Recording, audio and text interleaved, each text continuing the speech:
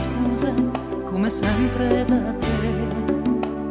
Sei un fiume di parole dove anneghi anche me. Che bravo che sei, ma questo linguaggio da talk show cosa c'entra con noi? Trovo l'unico rimedio che adotto da un po'. La mia testa chiude l'audio, la storia la so.